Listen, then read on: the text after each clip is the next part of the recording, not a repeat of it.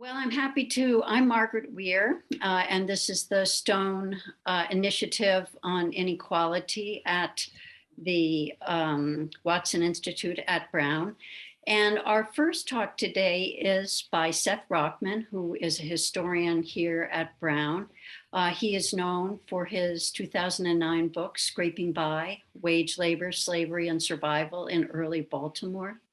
He is a historian of capitalism, and he is going to give us a sense of what it means to be a historian of capitalists and give us an overview of the field. So thank you so much, Seth. Thank you. And it's nice to see you all here at the start of the semester. In about 15 or 20 minutes, I'm just going to sort of walk you through some of the interesting things that have happened in the discipline of history over the last about 15 to 20 years, thinking about capitalism as something worth studying. Now, in many ways, I'm always sheepish presenting about the history of capitalism to an interdisciplinary group like this, because what's inevitably going to happen is that Mark, in about 3 seconds, will say, I think Polanyi said that. And Dan will say, Mark Granovetter, have you heard of him? And Nick will say, I think this was called the New Institutional Economics, and there's this guy named Doug North you should probably know about. And someone else will say, Du Bois, CLR James, you heard of those guys? And someone else will say, I think Joan Scott kind of pointed this up. And the answer is yes, it's all true. All of these influences are crucially important to the history of capitalism. And what we like to think is, of course, that as historians who borrow promiscuously from other disciplines and other conversations, we have created a space to bring together many of these conversations, many of these insights that have developed in other disciplinary spaces and in other political projects over many decades into a new space that ideally takes something that is quite familiar and that has a quite esteemed historiography dating back perhaps to Adam Smith or to Karl Marx, and seeing some new things by putting aside some of the presuppositions that have often informed our study of the economic past and looking with fresh eyes and seeing what we can see.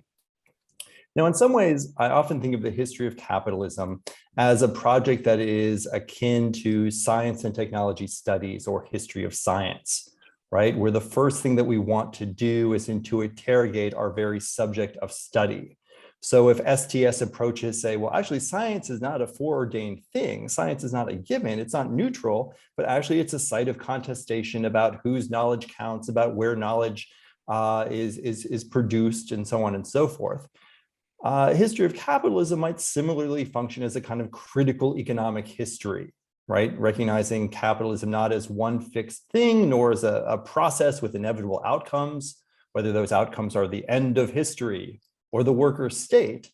but rather a particular but unstable way of organizing the fruits of the material world that has taken on different kinds of iterations in different times and different spaces. That is, the product not of something immaterial like the economy, but rather the product of politics and culture with all the contingencies of time and place. One of the phrases that historians often use here is simply to say that we are in the process of denaturalizing capitalism, right? Considering its governing institutions, practices, and ideologies as something more than the inevitable product of human progress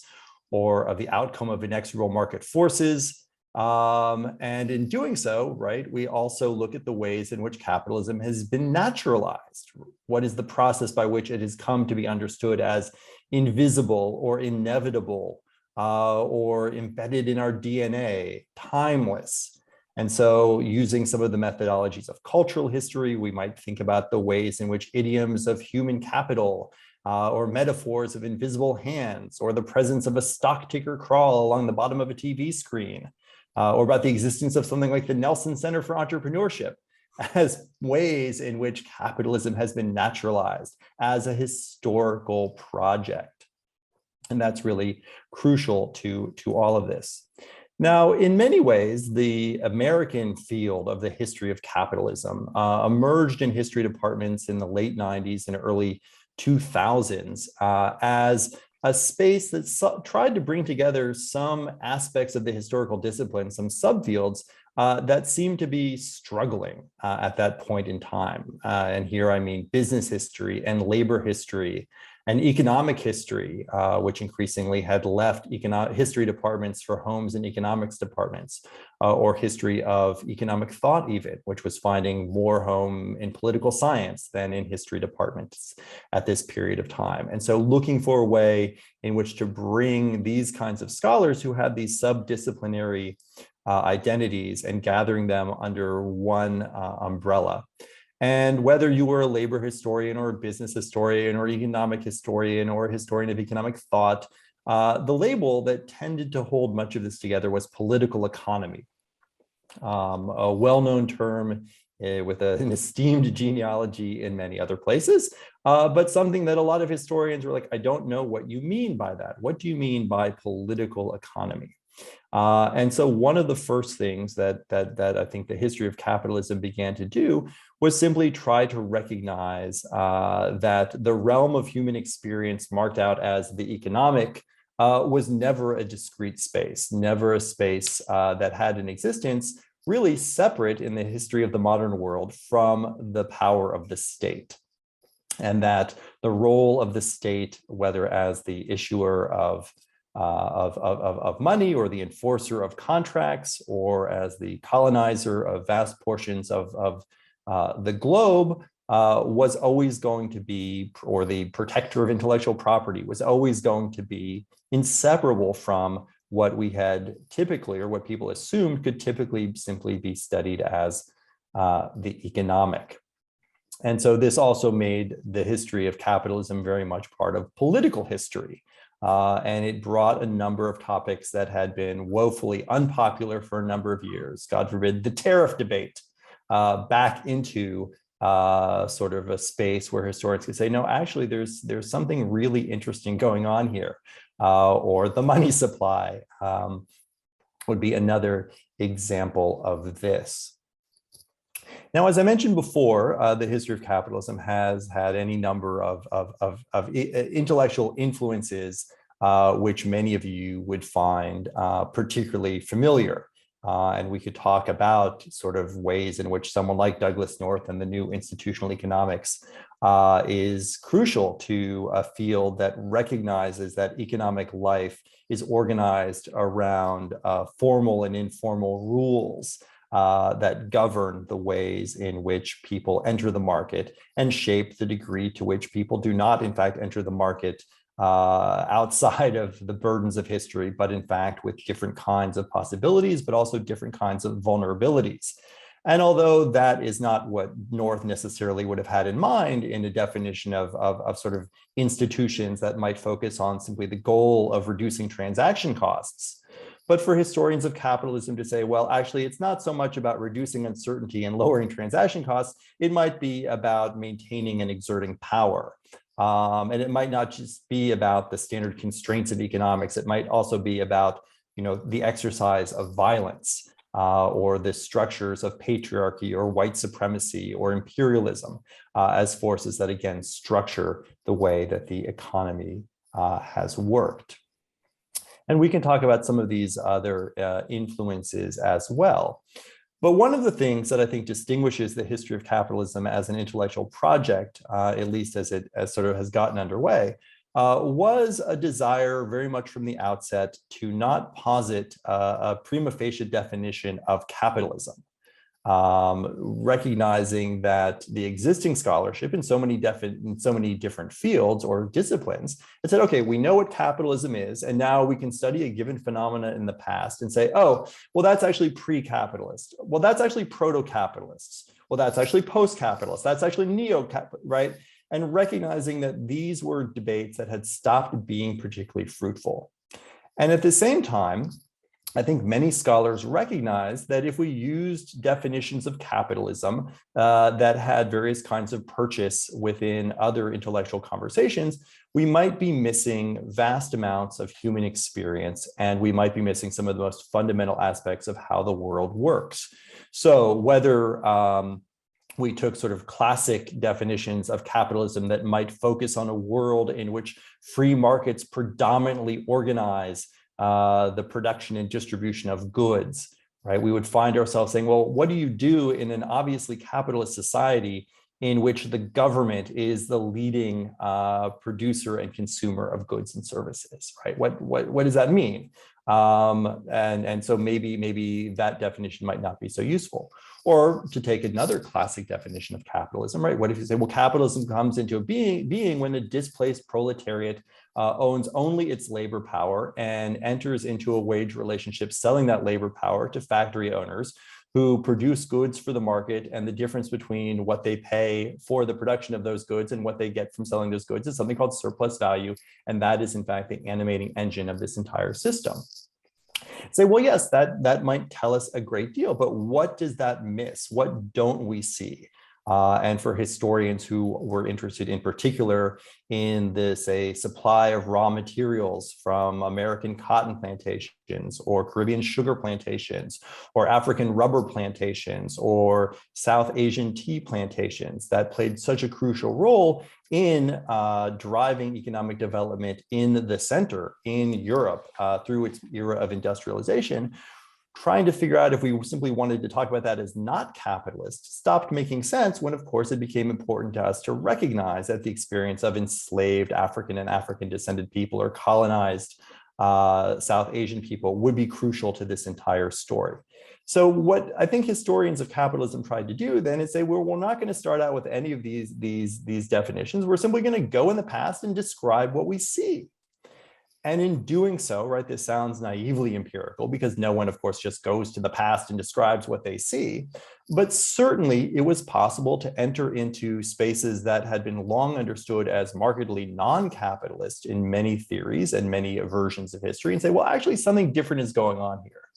And perhaps the most classic example of this is, of course, the plantation South in the United States in the 19th century.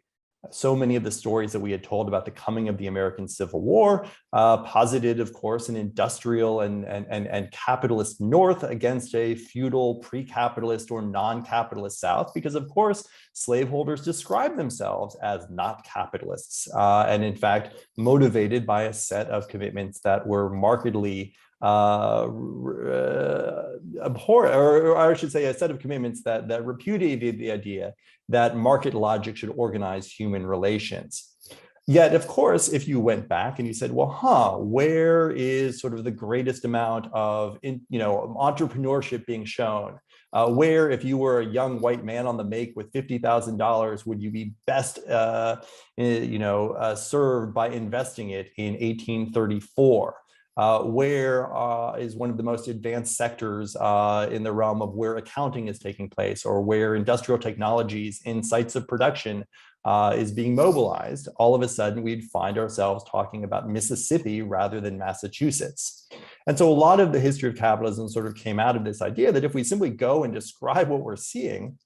we might have to come up with new definitions of capitalism, or at least a more expansive definition of capitalism that could take into account and recognize relationships that were not, or workplace relationships that were not organized around the wage, and in which coercion in the most explicit and brutal forms would be as important as the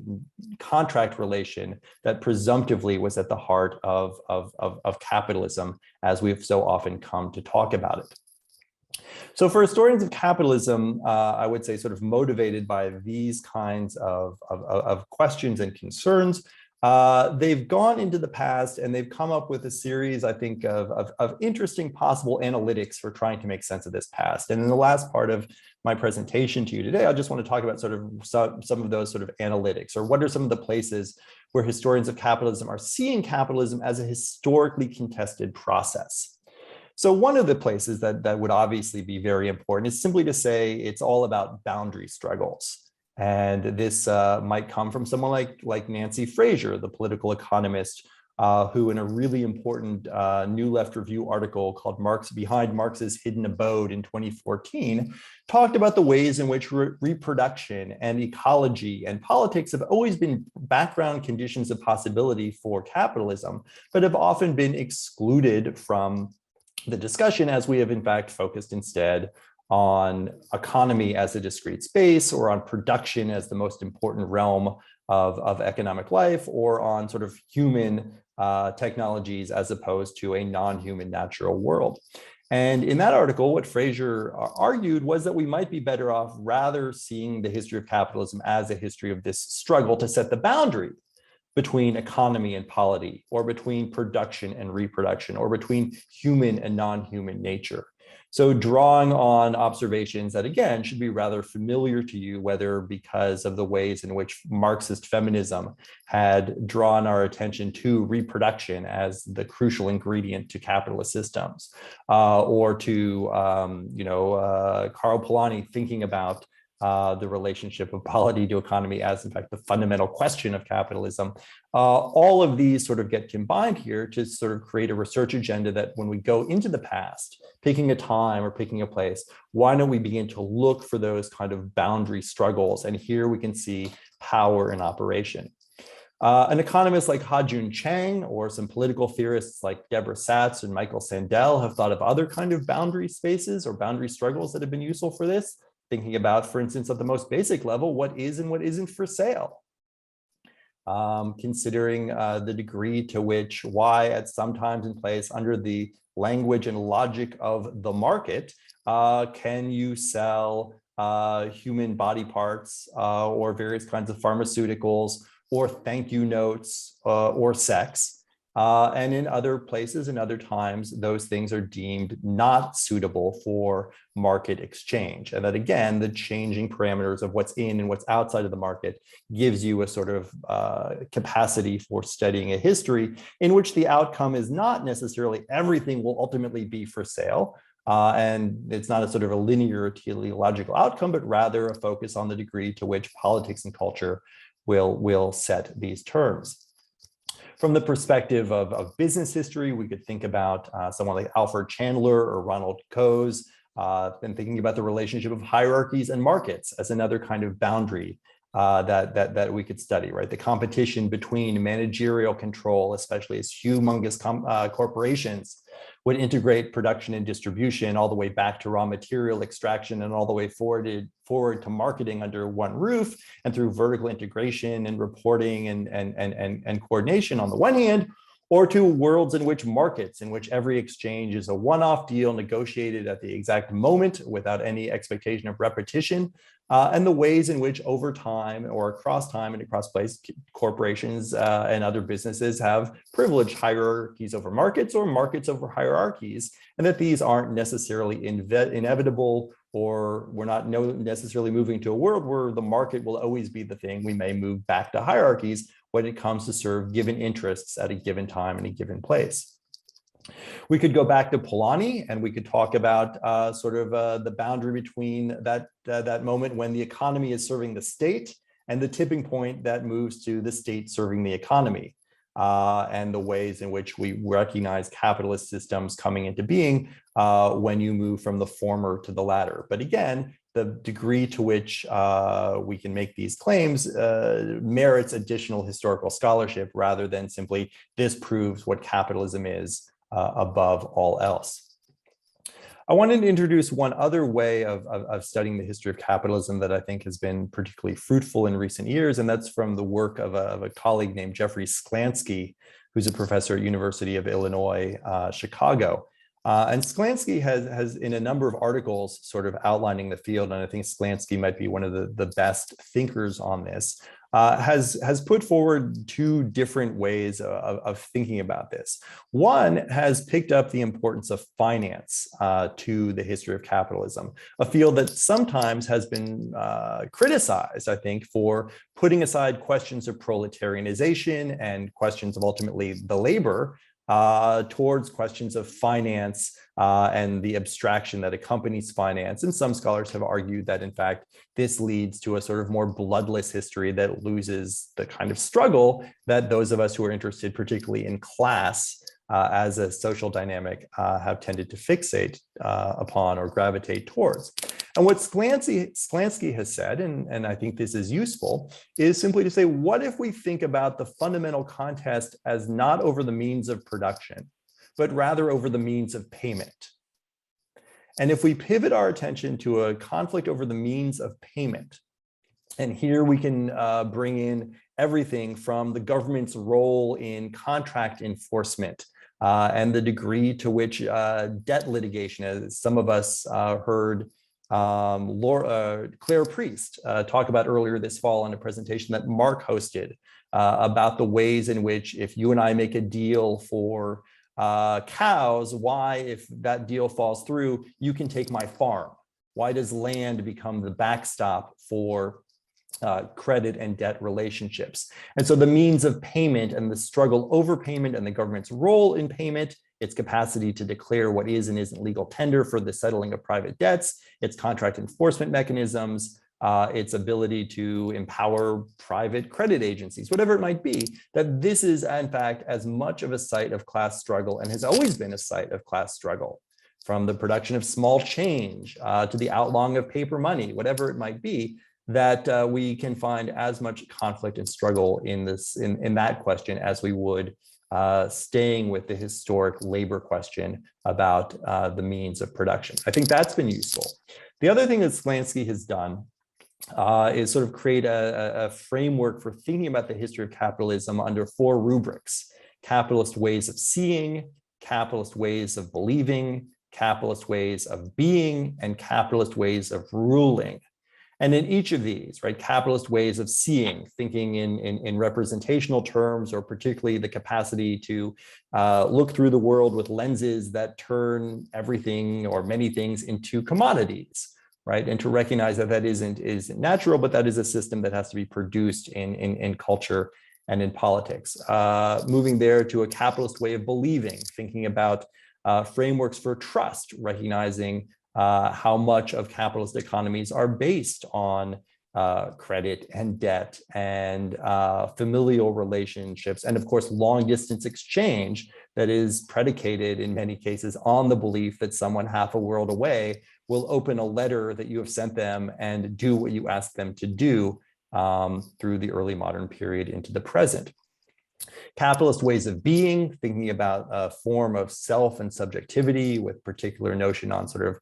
self-ownership, or the self as the cultural entrepreneur, or I'm sorry, the entrepreneur of the self-made man, that there are lots of different ways of being that have come forward under capitalist systems, homo economicus, all ways of thinking, but not ways that are foreordained, but have to be produced in culture at a given time and given place. And then finally, capitalist ways of ruling,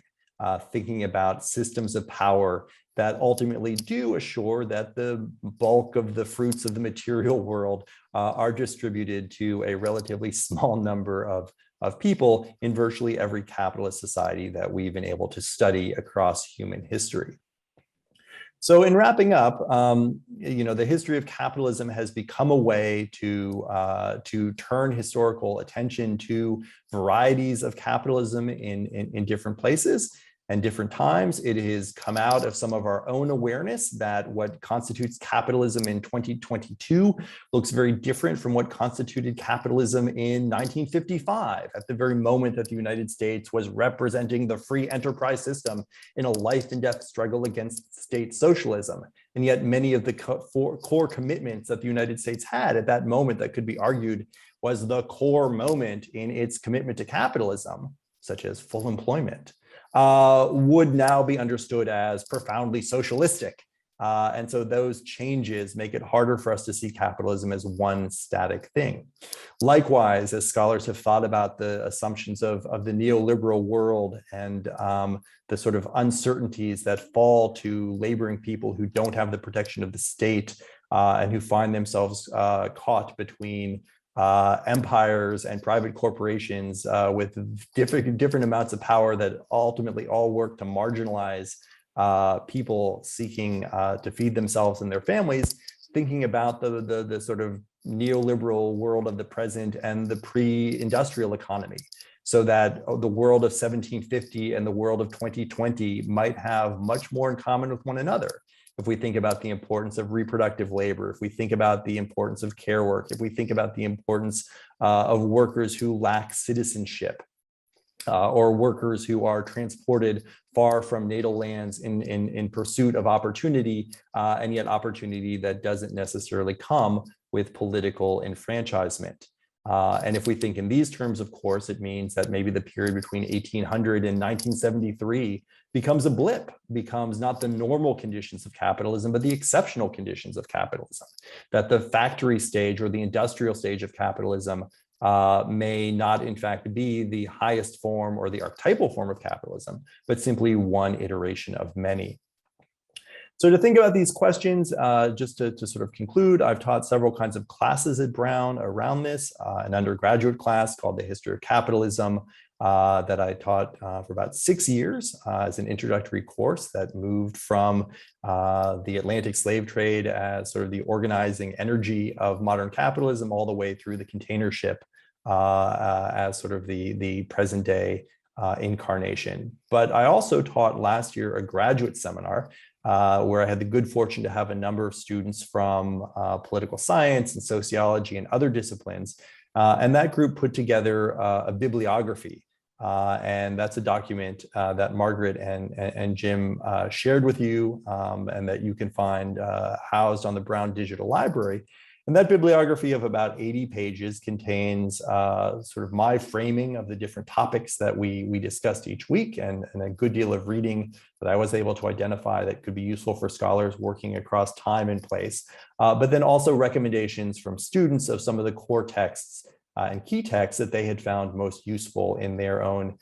disciplinary pursuits and previous engagement with these questions. So I would, of course, encourage everyone who's more interested in this to spend a little bit of time with that bibliography, to look at some of those framing essays and some of those citations. And I think from that, you can get a pretty good idea of where this field is and what possibilities are. Again, I apologize for the degree to which some of this may not sound particularly new, particularly to those of you who've been working through these questions in disciplines for a number of years. But for those of us within history, we're often lagging behind. And so here we are. Thank you so much for your time today.